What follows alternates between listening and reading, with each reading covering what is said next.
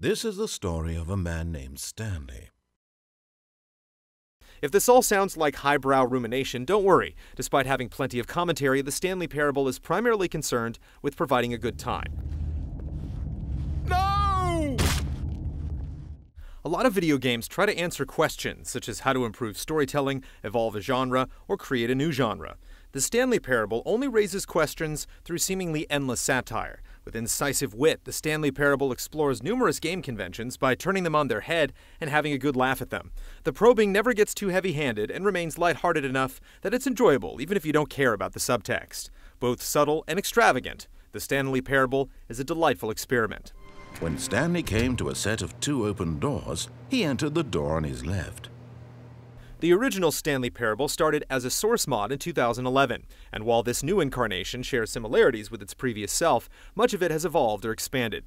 What the 2013 version does share in common is its opening, where the impeccable Kevin Brighting, who narrates practically every step of the game, provides a bit of backstory for Stanley, a complacent office worker. Stanley, this fern will be very important later in the story. Make sure you study it closely and remember it carefully. You won't want to miss anything. Stanley's life is a void of monotony. He shows up every day at his job only to receive orders through his computer monitor telling him to press certain keys at certain times. This continues until Stanley eventually shuffles home, only to repeat the same excruciating tedium day after day. He had been at his desk for nearly an hour when he realized that not one single order had arrived on the monitor for him to follow. For some reason, Stanley doesn't mind his pointless life, but rather craves it. When he arrives one morning to find everyone has disappeared and he isn't receiving orders, Stanley gets paranoid and ventures out of his office cocoon to figure out what's happened. Stanley was so bad at following directions, it's incredible he wasn't fired years ago. What comes next is a blur of surreal hilarity where the rules are always changing. The one constant is the omniscient narrator who acts as an unreliable guide. The sheer amount of things he comments on is absurd, and just when you think he's said everything there is to say, he blurts out more. It's surprising that the perpetual narration never gets tiresome, which is a credit to the game's sharp script. And here it was, the lounge. What a room, Stanley thought to himself. What a room, what a room, what a room. This is what Stanley thought. What a room. What a room, what a room. What a room.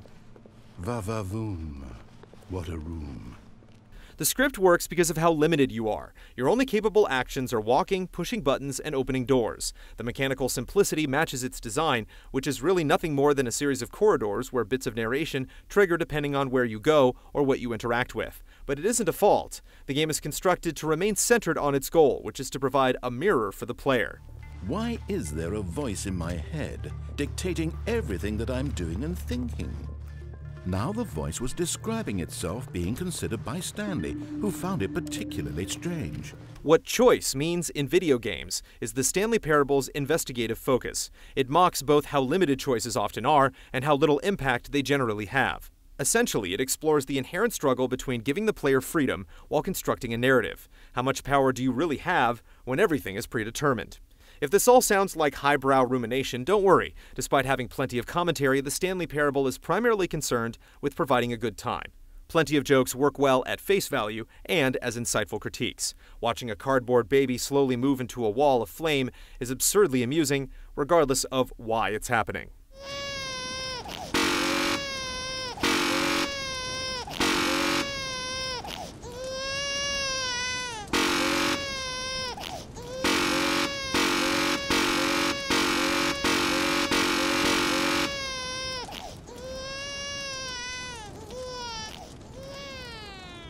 You heartless bastard.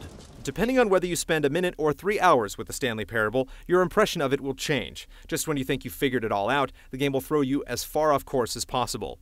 You'll feel a bizarre motivation to uncover each of more than a dozen endings, even when the game is openly mocking you for doing so. The insults speak to a larger truth and may make you question what it means to play games at all. This introspection, however, will have you laughing the entire time. That got a bit weird back there. Well, I'd like to apologize. Not sure where I was going with all that. You know what? I think what we need right now is a bit of music to lighten the mood.